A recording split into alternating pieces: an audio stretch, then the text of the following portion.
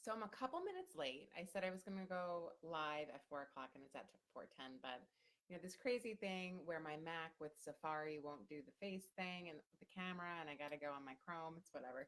It's one of those days today. So I was actually, hey there, Stacey. I was sharing with a good friend of mine that today has just been a tough day. So have you ever sent an email to someone that you weren't supposed to? That was me today. Have you ever responded to an email a little bit more emotionally than you should have? Again, that was me. And has this all happened because perhaps your spouse is like miffed at you about something? Yep. Again, that's me today. So it's been a little bit of a rough day today. But so instead of letting it get me down, I decided to go for a run. And so I've been listening to his podcast over the last couple of days because it's an hour long. It's called the podcast like category or title or series is called This American Life. Um, and so I'm not really sure. I'm assuming it's a bunch of stories about people that live in America and like the things that they deal with in society. But the one that I listened to today was with a woman named Jamie Lowe, who is an author that was diagnosed with PTSD because she was sexually assaulted as a teenager. And so for those of you that don't know, I do co-host People, Trauma, and Stress Discussed. And I feel like I've been, a little bit, I've definitely been tagged as a person who openly talks about PTSD and allows and creates a safe environment for life in general, because people are often uncomfortable talking about things, regardless of, not saying that everyone has had sexual assault and, undergone traumatic events in life, but obviously even being a parent is stressful. Going to the grocery store can be stressful, and sometimes people don't want to talk about it because they don't want to be viewed as a negative Nancy, or they're not sure how to be vulnerable and talk about it and that sort of thing. And so I obviously try to create a safe space for all of that stuff, because people definitely like to feel heard. And traditionally, when you tell your story, you feel lighter. You're maybe not defined by it, or you're not hiding behind it. And so a friend of mine had shared this podcast with me, and it talks about cognitive processing therapy, which honestly I had never heard of before. I've heard of versions of it, but never called CBT in general. And so this woman named Jamie actually goes through and documents a 10-day process where she undergoes intensive therapy to overcome this trauma.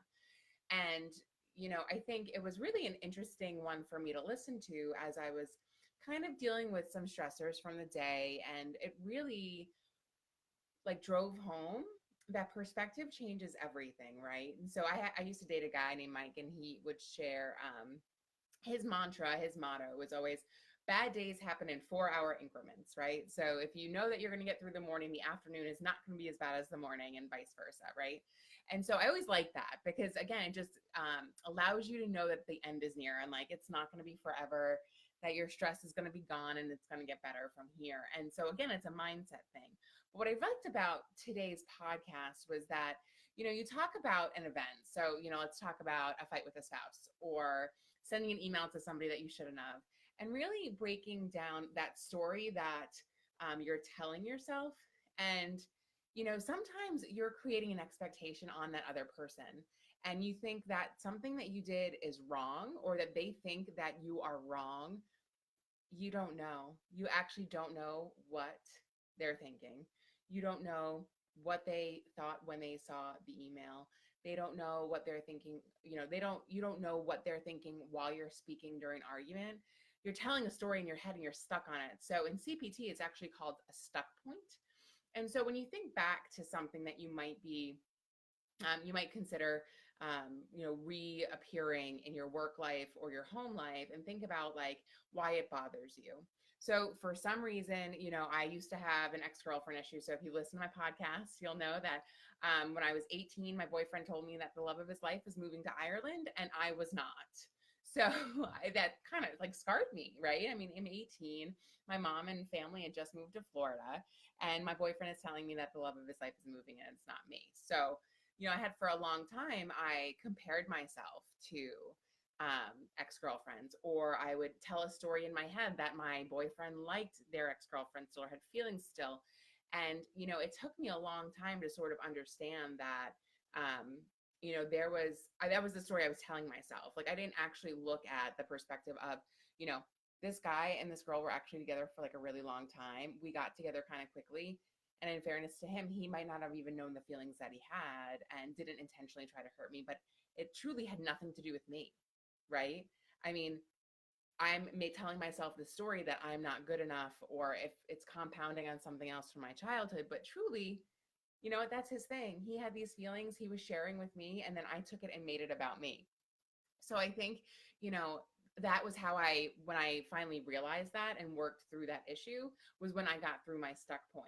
And so I think, you know, as you're getting through your day, it's really easy to get through a stuck point. Like, hey, like I had a really crappy morning.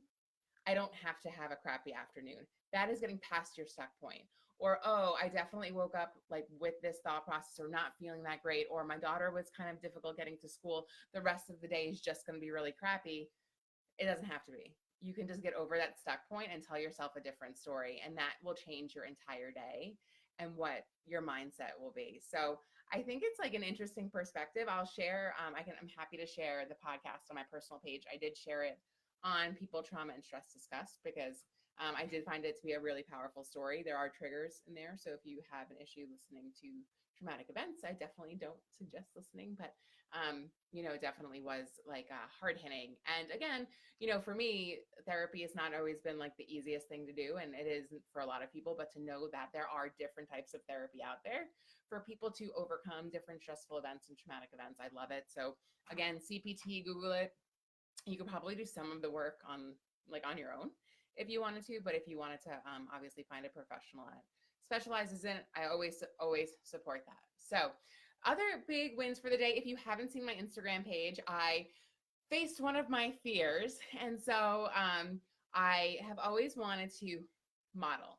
When I was in I think it was middle school, my grandfather said to me, Crystal, you should model. And for some reason, that's always stuck with me. And maybe that's because my family, you know, a little dysfunctional like most. And I definitely, oh, thanks, Kelly. You didn't know I had a podcast, cousin. You need to know these things. But so he loved me. He cared for me and my sister. He was our parents when our parents were not there. And so it always stuck with me, but I was always kind of nervous, right? Because I would do it if I could do it perfectly. Not to mention I like to eat food and like don't want to be super skinny and all of that stuff. So I met this wonderful woman named Meg Staples, who was on Making of Her Story podcast with me. And she owns a company called Her Tribe Athletics. I'm actually wearing this shirt right now that was posted today. But so she posted a picture of me wearing her shirt that she plans on using on her website. So I modeled some tops and stuff for her website to get on there, and I volunteered to do more of it. So I mean, athletic wear is super comfortable for me. I love going to the gym and working out and all that stuff. So it was definitely a big win, but that is really exciting news. I'm putting myself out there in a way that's very, very different. Yeah. And so, you know, other than that, I mean, there's a lot of really exciting stuff going on. Hey there. We're having Women's Entrepreneur Day. So the save the date for that is November 19th. Men can come and support women entrepreneurs as well. So we're not, you know, it doesn't matter what gender you are, but it's going to be a really great day full of some really great panel speakers and networking events and wine at the end if you buy a VIP ticket, and food and all of that good stuff. So more to come on that.